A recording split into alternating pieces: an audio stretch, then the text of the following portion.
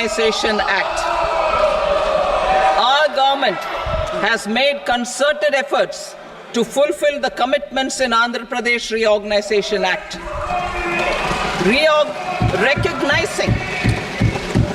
Recognizing the state's need for the capital, recognizing the state's need for a capital, we will facilitate special financial support through multilateral development agencies. In the current financial year, 15,000 crore rupees will be arranged with additional amounts in future years.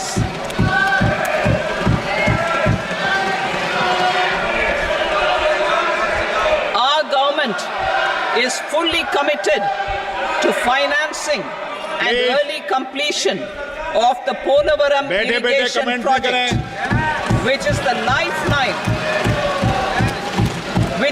lifeline for Andhra Pradesh and its farmers. This will facilitate our country's food security as well.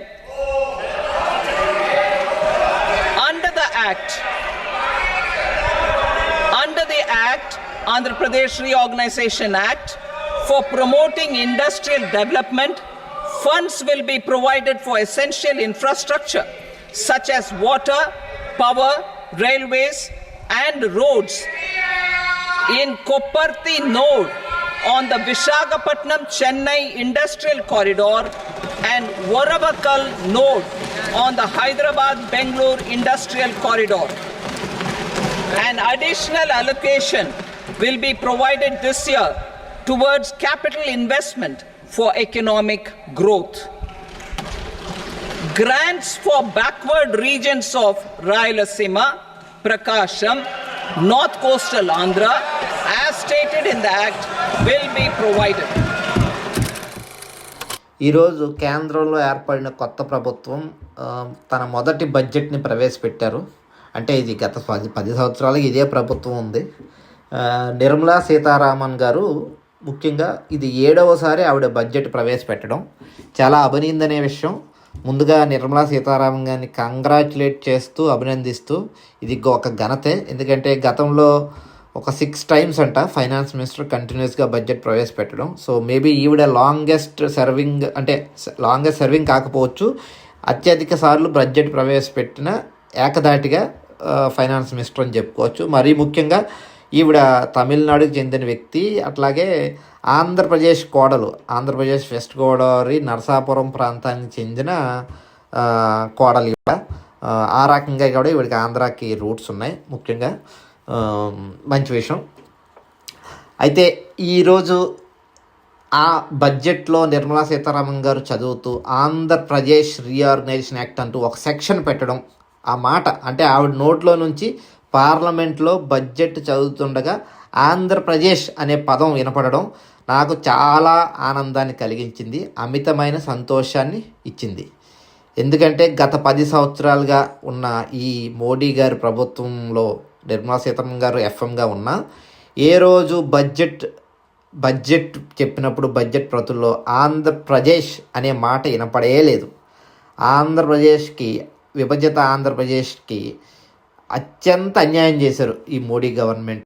అంటే వాళ్ళపైన బాధ్యత ఉన్న reorganisation act ఉండి కేంద్ర ప్రభుత్వంలో ఎవరున్నా వాళ్ళపైన బాధ్యత, ఆంధ్రప్రదేశ్ను పైకి తీసుకెళ్ళడం బాధ్యత, కొన్ని నిధులు కేటాయించడం, ప్రాజెక్టులు పూర్తి చేయడం, ఎలాకేట్ చేయడం వాళ్ళపైన బాధ్యత ఉన్న ఆ బాధ్యతను కంప్లీట్గా వదిలేశారు ఈ 10 సంవత్సరాలు.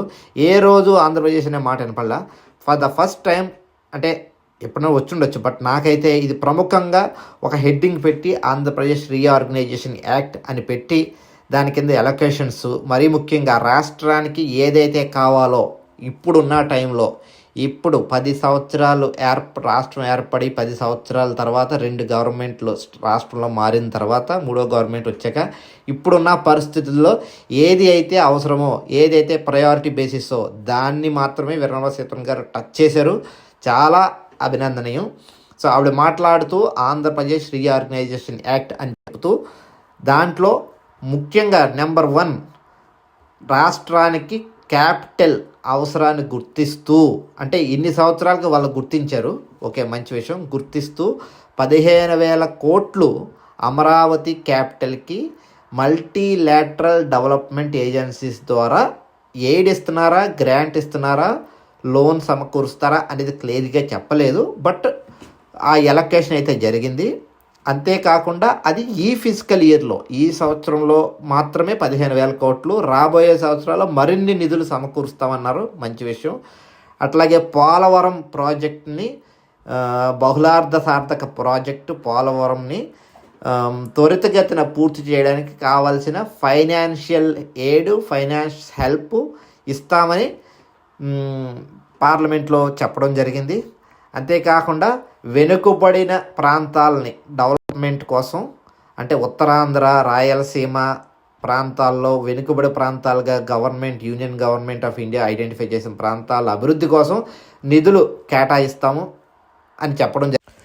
అలాగే విభజన హామీల్లో చెప్పినట్టుగా ఇండస్ట్రియల్ డెవలప్మెంట్, ఇండస్ట్రియల్ గ్రోత్ కోసం ఇండస్ట్రియల్ కారిడార్ కొప్పర్తి మరియు వరవకల్లు, కర్నూలు జిల్లా, విశాఖపట్నంలో ఇన్వెస్ట్మెంట్స్ చేస్తామన్నారు, కన్సిడరబుల్ ఇన్వెస్ట్మెంట్స్. అది కూడా మంచి విషయమే. సరే, మరి వాళ్ళ నిర్మలా సీతారామన్ గారు చెప్పినట్టు ఈ 4 అంశాలు నిజంగా అవి చెప్పినట్టు ఈ ఫైనాన్షియల్ ఇయర్లో చేయగలిగితే నిజంగా ఆంధ్ర రాష్ట్రానికి మంచి చేసిన వాళ్ళే అవుతారు.